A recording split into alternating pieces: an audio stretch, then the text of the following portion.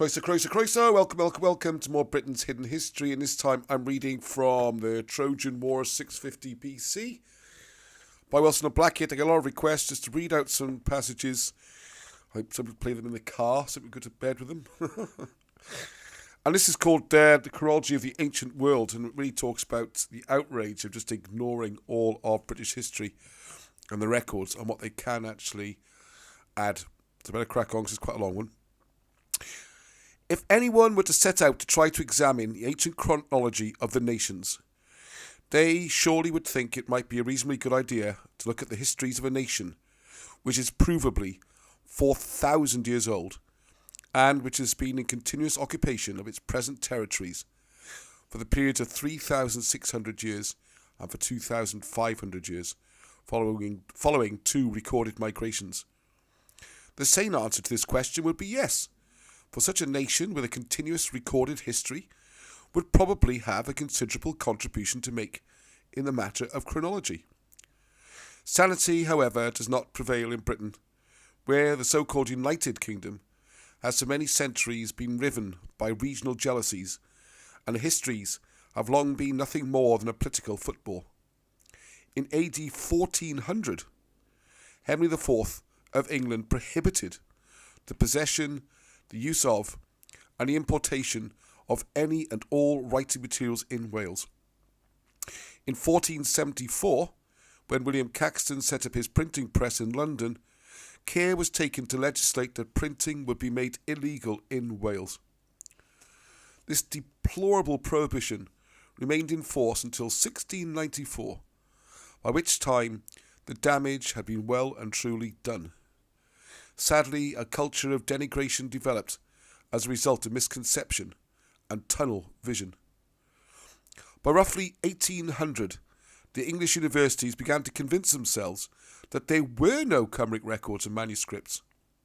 As their ancestors had made targets for destruction of the Cymric universities, colleges, monasteries and churches for 1,300 years, this belief might have appeared to be justified. So, they constructed a theoretical and highly imaginative ancient history of Britain. In doing this, they had the colossal advantage of near total ignorance, having legislated the correct record into hiding and secrecy for centuries. Anyone wishing to study ancient Greek history usually has to learn Greek, and students of Roman history usually learn Latin. To study the ancient history of Britain, an academic would need to know the language, but no self-respecting English academic would bother to learn the ancient British language of Cymric Welsh. It was unthinkable that the imaginative version of theoretical history dreamed up in Oxford and Cambridge could be wrong, when the ancient British text constantly contradicted these invented nonsenses. The fact that ancient Greek and Roman sources supported these British records was simply ignored. Thus it was that this veritable goldmine or treasure chest of valuable ancient historical evidence had to be completely suppressed. The advanced culture of the British was so admired by Strabo and commented on by Caesar around 60 to 50 BC had to be smeared as primitive and barbaric, and British accomplishment and victories needed to be obliterated or turned into defeats. Finally, the whole of the entire history was attacked on the basis that it included the true story of the second migration coming to Britain from Trojan Asia Minor. The city of Troy was declared to be a poetic fiction, and therefore all ancient British history can be discarded as fictional. No positive work of any kind whatsoever was ever done in any British university to examine the truthfulness of ancient British history. This is why the ancient British alphabet had to be destroyed and declared to be a forgery of around 1800. At no time is anything recorded in a positive light, and any investigation that begins to reveal the truth results in what can only be described as persecution. The political indoctrination is the ludicrous idea that all English Anglo-Saxons and nothing that is British is of any importance before the advent of the Anglo-Saxons around 450, and immigration later developed on a large scale after AD 562, when Britain was devastated by debris from a comet that destroyed most of the country and the majority of the population.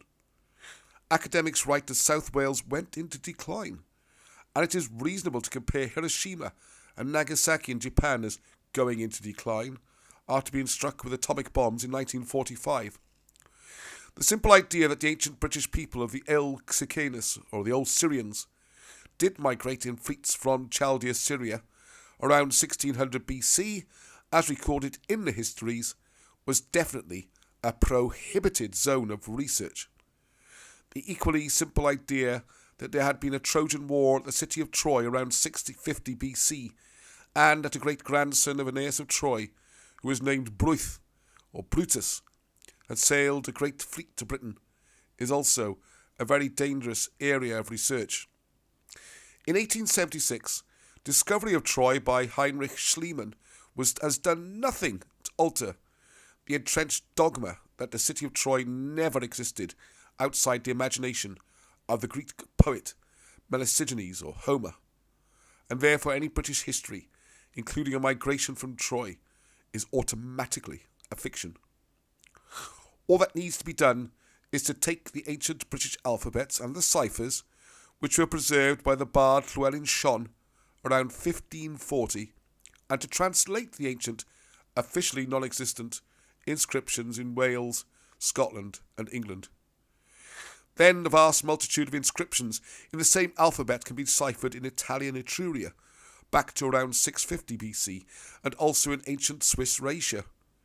It is possible to move backwards along the allegedly fictional migration trail through Italy to the Aegean and on to Asia Minor, where there are even more rock-cut or inscribed stone inscriptions dating back to 650 BC. All in the same identical British alphabet, allegedly forged around 1800 according to the establishment, all of which can be deciphered and translated using the same ciphers and the same ancient preserved British Cymric language.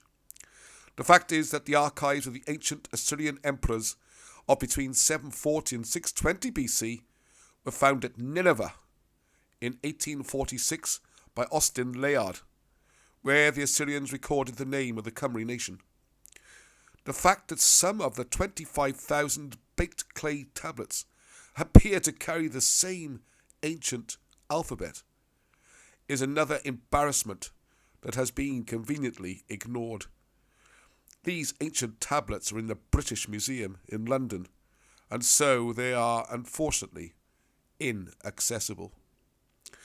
It is ironic that this discovery, made in Iran in 1846, coincided with the 1846 fake Blue Book report, which allowed for the seizure of the entire Cymric Welsh educational system. The trail leads back to ancient Palestine, and the evidence points directly towards Egypt.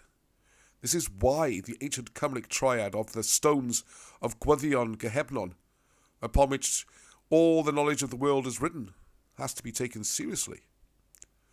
The allegation that the British are the only nation on the planet Earth to have created a vast, complex, forged history when no actual history ever existed is an outrage. Consider this absurd proposition that several thousand historians, monks and bards, living over an area of 1,500 years and spread over thousands of square miles of country, all conspired to produce a huge, precisely interlocking, detailed, totally forged history, that they then very carefully backed up this monumental forgery with hundreds of ancient inscribed stones, hundreds of large named burial mounds, stone coffins with skeletons, several hundred ancient fortresses, all positioned in a strategic pattern, castles, manors, countless ancient churches, and even ancient roads, is quite untenable. This is what the public are invited to believe. It took just 3 dictionaries, a few photographs of ancient hieroglyphics texts, and a few sheets of paper and some pens to test the validity of the implied ancient British historical claim that the Egyptian hieroglyphs could be read as written in the British Cymric language. This test lasted for all of an hour, and maybe 2. Therefore, given the time and expense involved, it is astonishing that no one else has ever attempted to carry out this experiment.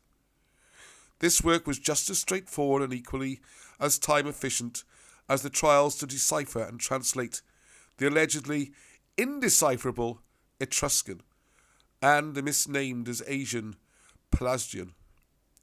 The fact that the ancient British Colburn alphabet, which was described by Julius Caesar and by Ammianus Marcellinus, and which still exists on stones and artifacts going back to around 800 BC, is universally omitted from all the catalogues which claim to include all the alphabets of the ancient world, raises questions which need to be answered, no matter how embarrassing this is for university employees. The situation is perhaps symptomatic of the strange mentality and the inferiority complex which for centuries allowed large numbers of British warships to be named after alien and foreign ancient Greek and Roman heroes and deities. Why not name British warships after Chinese emperors or Mongolian Khans or whoever? Ancient British history is sound and as solid as any other ancient history, and from results achieved so far it is more accurate than most. It holds the keys to unlock the secrets of the past, and it needs to be respected as the treasure that it is. Perhaps it is time for everyone to decide whether or not they are British. There you go. More from Wilson O'Blackett soon. Till the next time, Heddwch.